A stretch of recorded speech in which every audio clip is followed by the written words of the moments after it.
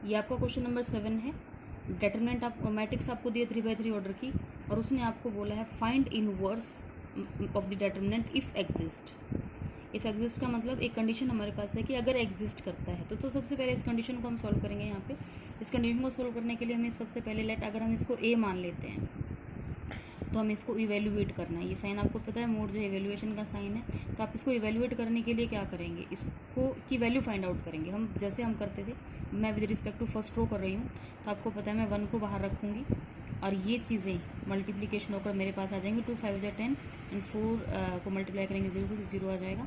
Second number sign change करते हैं आपको पता है 0 को 5 से करेंगे तो 0 आएगा, और 4 को 0 से करेंगे तो 0 आएगा, क्योंकि आप उसी रो उसी कॉलम को छोड़ देते हैं। +3 0 0, तो ये आपके पास क्या आ जाएगा, 10 में से 0 का 1 × 10 ही बचेगा, बाकी तो सब 0 हो जाएगा आपका। तो ये 10 आ जाएगा। 10 वैल्यू आ गई 10। इसने बोला है कि इफ़ एग्जिस्ट, इसका मतलब ये है कि अगर ये वैल्यू अदर देन 0 आ जाती है तो इन्वर्स एग्जिस्ट करेगा। अगर ये वैल्यू 0 आ जाती है तो आप यहाँ पे इस क्वेश्चन को ख़त्म कर देते कि इन्वर्स एग्जिस्ट नहीं होगा, क्योंकि जो डिटरमिनेंट है उसकी वैल्यू 0 आ गई है। तो इन्वर्स क्योंकि 10 है तो इन्वर्स एग्जिस्ट करेगा। अब उसके लिए फिर से आप वही करेंगे, आप माइनस निकालेंगे इसके,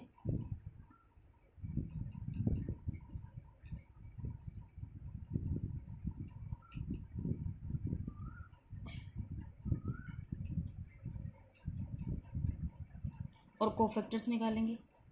कोफैक्टर्स का काम आपको पता है क्या करते हैं। कोफैक्टर्स जो है वो सिर्फ निशान देते हैं, साइन डिसाइड करते हैं कि जो माइनर्स है उनका साइन क्या होगा।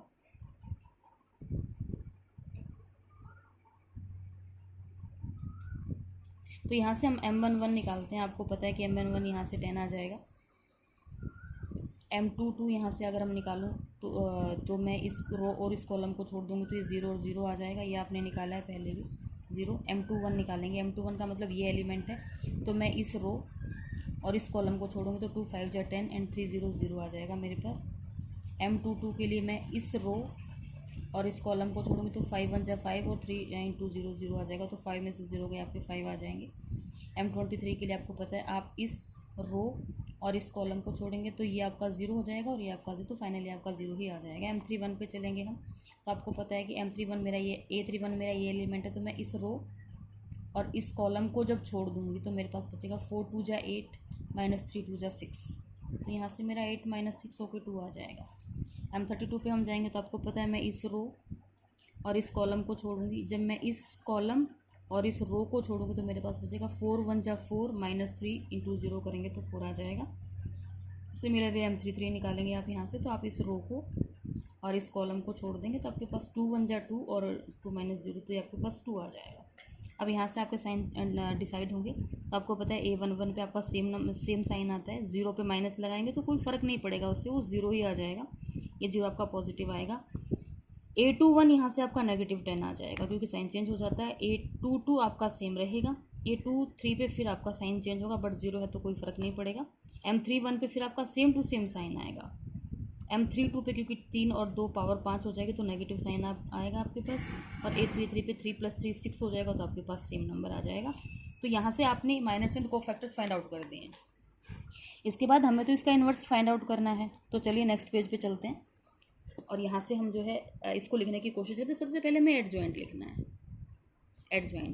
एडजॉइंट में आपको पता है कि किस तरीके से हम लिखते हैं। आपके पास जो a11 था, a12 था, a13 था, वो जो रोज़ थी वो कॉलम्स में चेंज हो जाएंगे। तो यहाँ से मुझे कोफैक्टर्स को लिखना है अब एडजॉइंट में मेरे पास। अब इसका कोई खास वैल्यू नहीं रह गई है, मुझे इन कोफैक्टर्स को अब एडजॉइंट में लिखना है। तो मैं यहाँ लिखने जा रही हूँ a11 a12 और a13 को मैं ऐसे ना लिखकर ऐसे लिखूँगी, तो ये मेरे पास 10 आ जाएगा, 0 और 0 आ जाएगी, -10 आ जाएगा, 5 आ जाएगा, 0 आ जाएगा, 2 -4 और 2, तो ये मेरा एडजॉइंट आ गया है। अब मुझे निकालना है इन्वर्स। अब इन्वर्स का फार्मूला क्या होता है, 1 value of determinant a into adjoint, ये इसका फार्मूला है। तो a इन्वर्स निकालने के लिए आप क्या करेंगे, 1/a वैल्यू ऑफ डिटरमिनेंट लिखेंगे। तो आपको पता है कि जब आपने सॉल्व किया था तो वैल्यू आपकी 10 आई थी डिटरमिनेंट की, और एडजॉइंट आपके पास सी रहा। तो आप इसको एज इट इज़ छोड़ लेंगे तो भी ये आंसर है। और अगर आप कहेंगे कि मैं 10 इसके अंदर सबसे मल्टीप्लाई करूँगा 1/10 को, तो फिर ये आपका 1/10 जब 10 से मल्टीप्लाई होगा तो 1 आ जाएगा, ये -1 आ जाएगा। यहाँ से आप इसको सोल्व करेंगे तो 1/5 आ जाएगा, 0 आ जाएगा। सेकंड रो से आप सोल्व करेंगे तो 1/2 आ जाएगा। इसको इससे मल्टीप्लाई करेंगे तो -2/5 आ जाएगा। 0 से मल्टीप्लाई करेंगे, 0 से मल्टीप्लाई करेंगे और 2 से मल्टीप्लाई करेंगे तो 1/5 आ जाएगा। तो इस तरीके से आपने inverse of the matrix find out कर दिया। अगर आपको याद हो तो हमने 3.4 एक्सरसाइज में भी इन्वर्स फाइंड आउट किया था एलिमेंट्री मेथड से, एलिमेंट्री ट्रांसफॉर्मेशन मेथड से। तो मैंने आपको बताया था कि एक तरीके का जो इन्वर्स है वो हम चैप्टर 4 में भी निकालना सीखेंगे। तो ये वो दूसरा मेथड है जिसकी हेल्प से आप इन्वर्स फाइंड आउट कर सकते हैं, बट ये एलिमेंट्री ट्रांसफॉर्मेशन मेथड नहीं है, ये उससे डिफरेंट है। तो ये आपका फाइनल आंसर आ जाता है।